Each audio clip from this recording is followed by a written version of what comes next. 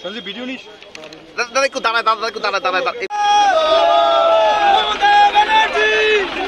पीछे ना पीछे दादा सामने सामने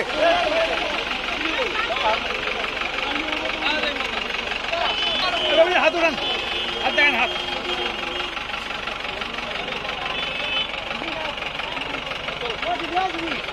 जगदीश दास सामने এই মুহূর্তে আমরা রয়েছি কোচবিহারের মদনমোহনবাড়ি এলাকায় যেখানে নিরামিষ খাচ্ছি এবং লোকসভা নির্বাচন পর্যন্ত নিরামিষ খাবো এবং নিষিদ্ধকে হারিয়ে নির্বাচনে হারিয়ে তারপরে মৎস্যমুখী করব। তার আগে আমিষ আমি খাবো না। এটি কোন ঠাকুরের কাছে ব্রত রেখেছেন? আমি ব্রত মানে আমি নিজেই এটা এই সিদ্ধান্ত নিয়েছি। মানে পণ রেখেছেন? হ্যাঁ, পণ রেখেছি। এমনিতেও আমি 96 থেকে আমি নিরামিষ খাই এবং লঙ্কা জল রাত্রে ভিজিয়ে রেখে সকালবেলা খাই। আর বেশ কিছু দিন যে এখন এই সময়টা গরম হয়, প্রত্যেকটা নির্বাচনের সময় গরম হয়, আর সকালবেলা পান্তা ভাত খেয়েই আমি সকালবেলাটা বেরোই।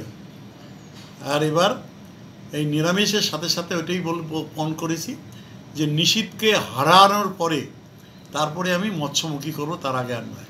যদি ফলাফল অন্যরকম হয় নিষিদ্ধের পক্ষে কোনো রকম হবে না, এবার একদম কোনো রকম হবে না।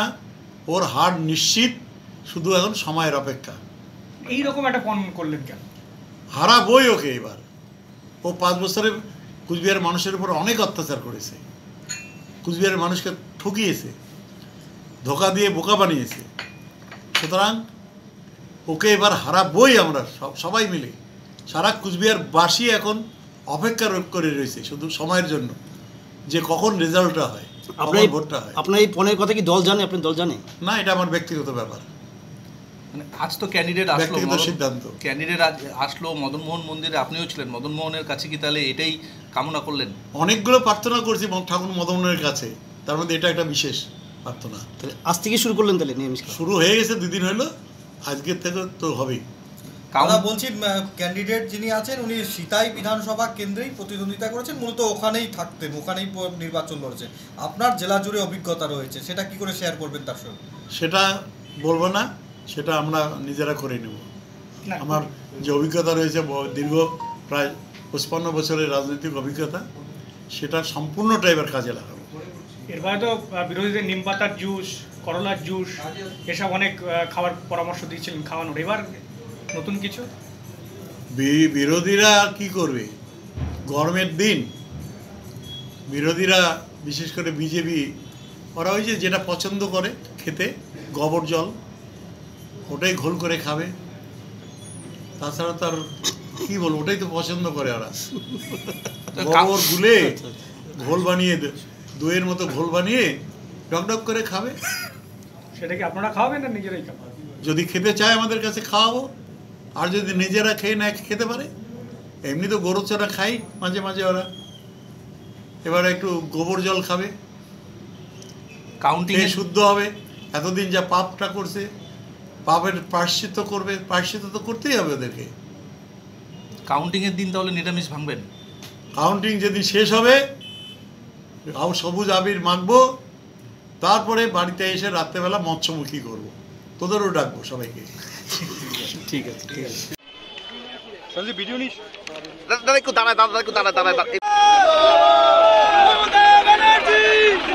पीछे ना पीछे दादा सामने सामने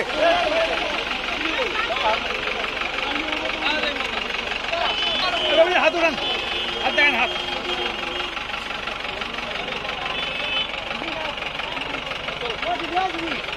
जगदीश दास सामने এই মুহূর্তে আমরা রয়েছি কোচবিহারের মদনমোহনবাড়ি এলাকায় যেখানে নিরামিষ খাচ্ছি এবং লোকসভা নির্বাচন পর্যন্ত নিরামিষ খাবো এবং নিষিদ্ধকে হারিয়ে নির্বাচনে হারিয়ে তারপরে মৎস্যমুখী করব। তার আগে আমিষ আমি খাবো না। এটি কোন ঠাকুরের কাছে ব্রত রেখেছেন?